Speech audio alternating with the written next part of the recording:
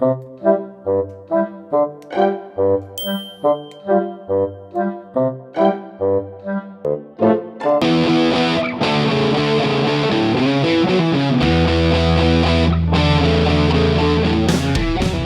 back to Vintage Vinyl down here in the basement.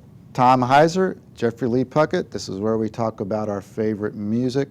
And this week, we are going to discuss a band that a lot of people have an irrational hatred for. Man, come on. I had a rough night and I hate the fucking Eagles, man. Never understand it. But we both love the Eagles. Yes, we do. We think the Eagles are fabulous. They're a supergroup. Yes. They are a supergroup. So why is there such a, why is there such opprobrium I don't know. tossed upon I don't know what that word means. The great Joe. I just assume that you mean, why is there any confusion over the fact that they're great? No, I mean, when we throw out the names, I mean, is there that much dislike of Joe Walsh? Is there that much dislike of Don Henley or Glenn Frey? No. Why together? There's some of the great sounds they made together. I don't understand it. People say that they're boring. Like that's something that you hate someone for. If you, I just don't get it. Well, we're going to make 10 very excellent recommendations, and we know the Eagles fans are going to be there. So hey, feel free to let us know what you think about these. But I'm going to kick it off at number 10 with "Peaceful Easy Feeling." That's a great one. You got it, yeah. It's driving down the road. That is the perfect song to just kind of ease back and sing with. Number 9, I'm going with "One of These Nights." I was really, really hard pressed to keep that as low as I did, but there are some other ones out there that I like even better. At number 8, I'm going "Old 55," which was on the first Eagles that I ever really listened to. My number 8 and my number 7, "Hollywood Waltz." Old 55 is written by a guy who you dislike, Tom Waits. That's fine.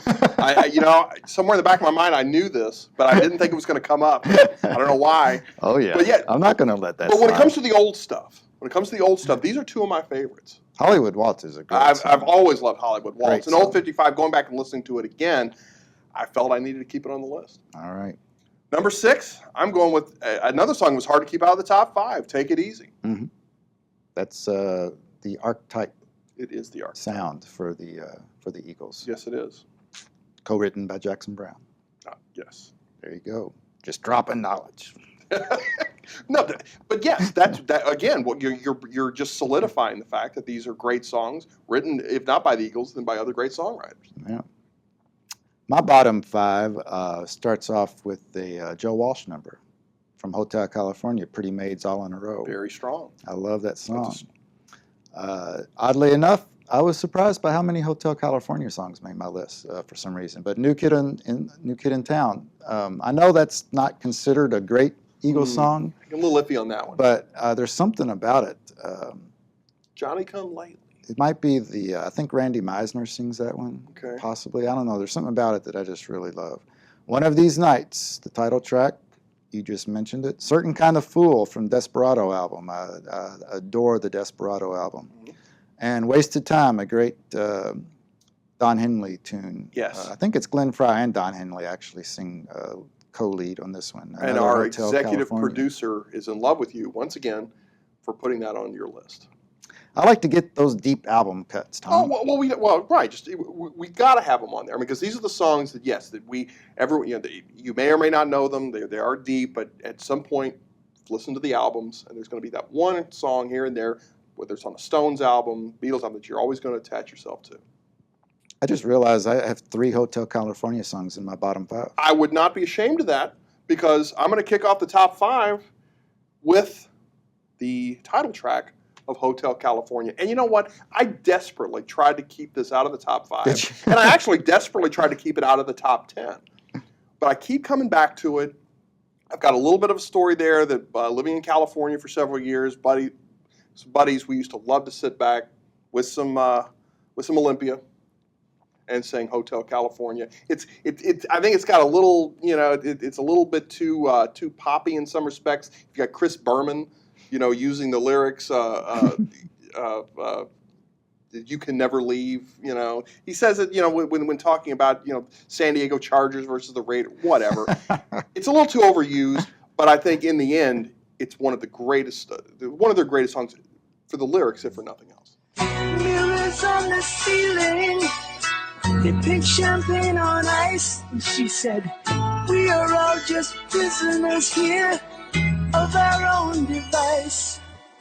And in the master's chambers, they gathered for the feast. They stab it with their steely knives, but they just can't kill the beast. I think that one didn't make my list at all, and I think it's just because I'm a little tired of it is all. I wanted to do the same thing, but I couldn't do it. Yeah, that is a song that is clearly overplayed That's true. on classic rock radio. And if you play it backwards, no, we're not going to go there. we're not going to go there. My number 5 is Lion Eyes Nice. from One of These Nights. I had that album on 8-track, Oh, and one summer, I rigged. This is when I first started getting into stereo equipment. I rigged our entire house, every floor, with speakers. I was running speaker wire up staircases, and I played One of These Nights over and over until after about 4 days, maybe 4.5, my mom, just a saint of a woman, finally broke down. Said, if I have to hear that album one more time. and if she's hearing, I've been searching for the daughter of the devil. Let's say, oh, outstanding. It's tied. That One of These Nights album is probably tied with Desperado as my favorite Eagles album. You can hide your lion eyes, and your smile is a in disguise. I thought by now you'd realize there ain't no way to hide the lion eyes. Nice. But anyway, that's my number 5, Lion Eyes. Lion Eyes. Well, it's the country. It's the twangy, the California country that is my favorite part of the Eagles. I know they branched out. I love the country part, but my number 4 is Take It to the Limit. One More Time. That's an awesome song. It is. It's not the twangy country that I like so much with Lion Eyes, but at the same time, again, you take it to the limit one more time. Take it to the limit. Take it to the limit. Well, come on and take it to the limit one more time. some of their best lyrics. That's one of those songs because Glenn, the co-founder of the band with Henley, grew up in Detroit and was an R&B dude. So Take It to the Limit's got one of those, like it's almost like could be a Percy Sledge, kind of an R&B ballad sort of thing. If it all fell to pieces tomorrow, But You Still Be Mine. there you go. Glenn Frey sang backup vocals on one of those Bob Seger albums. Oh, Yeah. nice. Another factoid. I had no idea I knew so much about the Eagles. Of course you did. All right. Oh, it's my turn. This is your number 4. After the Thrill Is Gone, this is my favorite deep album cut from One of These Nights.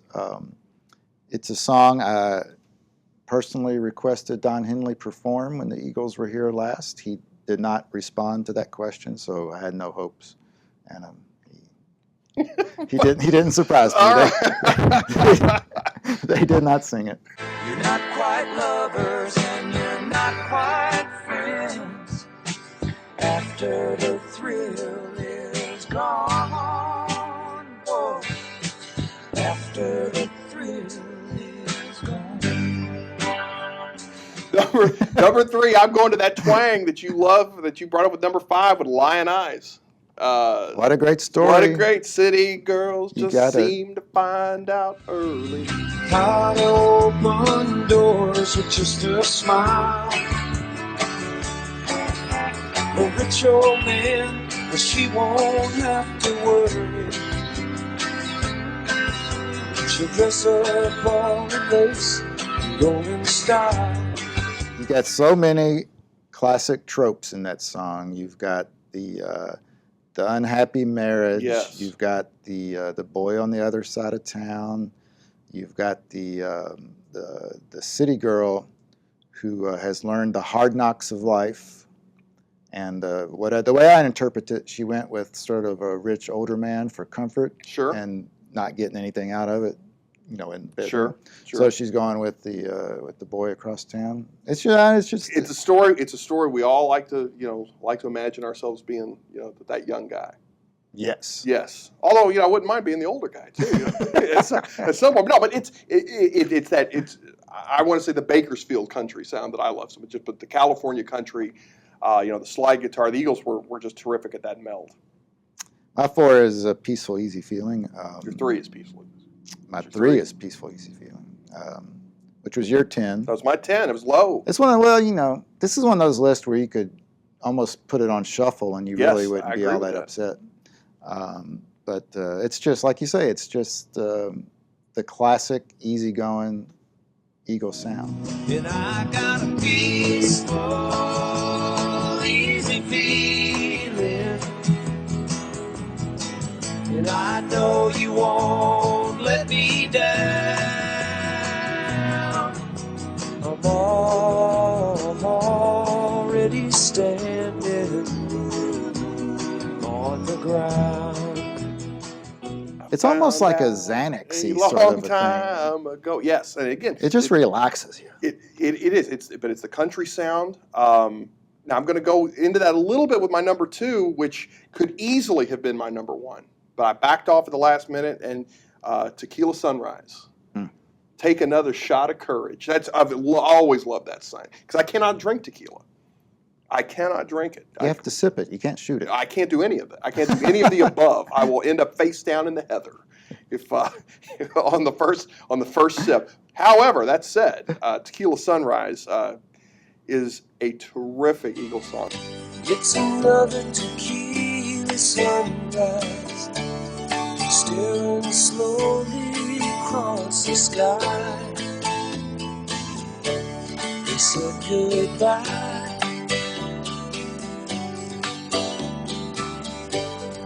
He was just a hired hand, working on a dream he planned to try.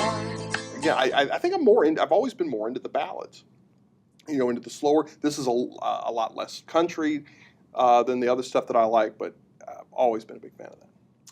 My number 2 is Take It to the Limit. Yes. Could have easily been number 1. Mm-hmm.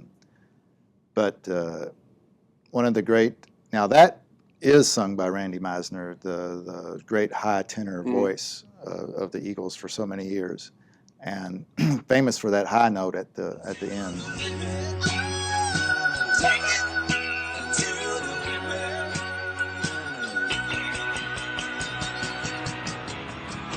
Take it to the limit.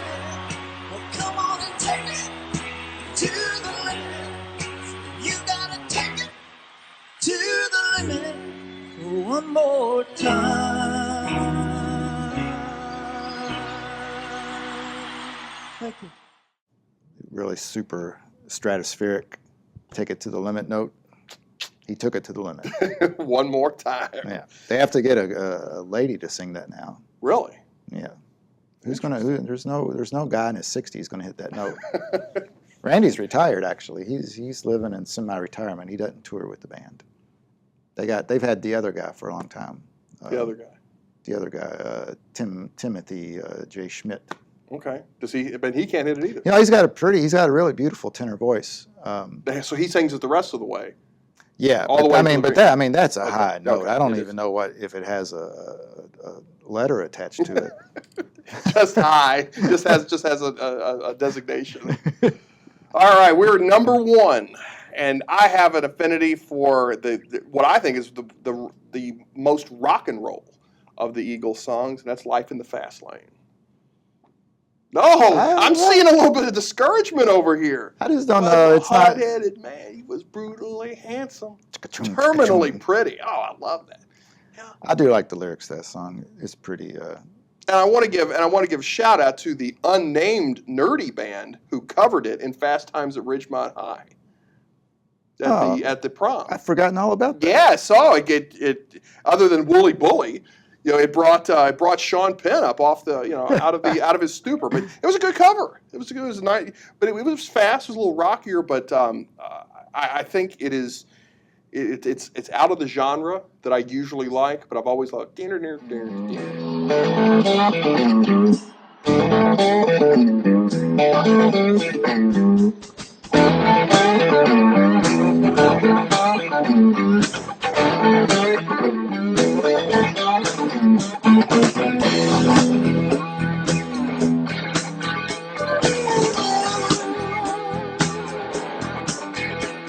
a hard-hitting man.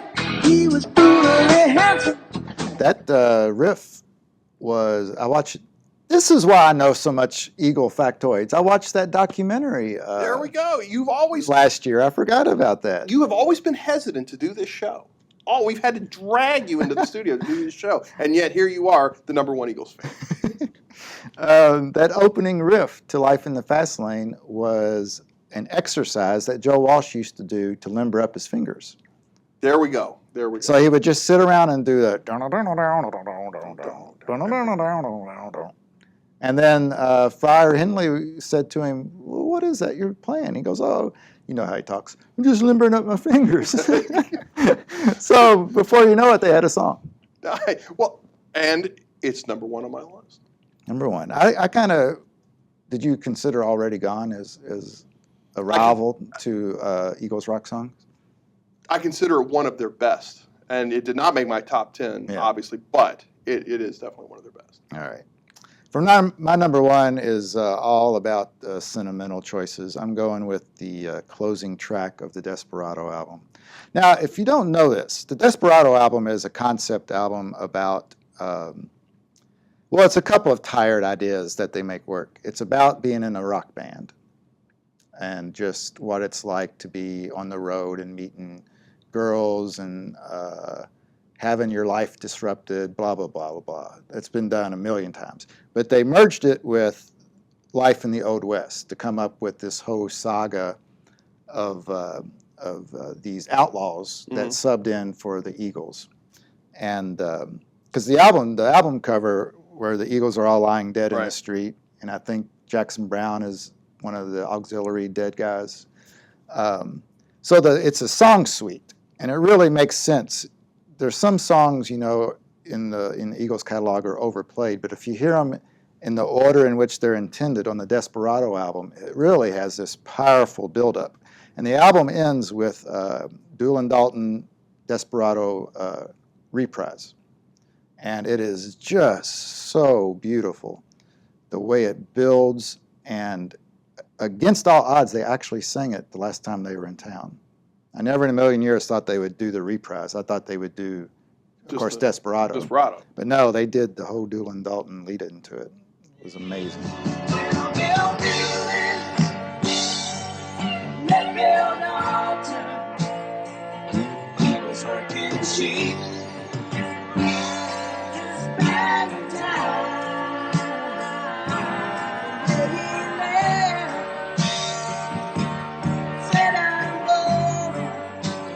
I was ready to leave. This was like 30 minutes into the show. I thought I might as well go. Do you think they mail it in? No. Oh, okay. They didn't. When they first reunited, I felt like the show was kind of mailed in. But this time they seemed really engaged. There was even some joking and laughing on stage. Nice. It seemed, the first time I saw them back in the 90s, I guess, it definitely looked like a payday. And boy, howdy, was it. Yeah, it was. I remember those ticket prices. Yeah. Yeah. All right, so now we're outed. We are big Eagles fans. Yeah, so here come the slings and arrows. Yeah. I think mostly slings and arrows. Yeah. I don't think there's be a whole lot of chiming in on the positive side here. You think? That's my feeling. Well, come on, Eagles fans, come on out of the closet. Don't hide any longer. We made the bold step. So let us know what your top 10. Yeah, come to our Facebook page, CJ Vinyl, chip in, put your list up, and we'd be happy to look at it, of course. Boys. Yeah, it's my mom. Again. I know. What does she do? I read somewhere they broke up because eagles are endangered. Well, we may be endangered, by coming out, as strongly as we are in favor of the Eagles. They broke up, Mom, because they were all addicted to cocaine and hated each other. Well, that's no reason to break up. Wow. That's the reason you That's found a the reason to band. stay together. Wow. All right. Thanks for joining us here at Vintage Vinyl Down in the Basement. Come back next time for another look at one of your favorite bands.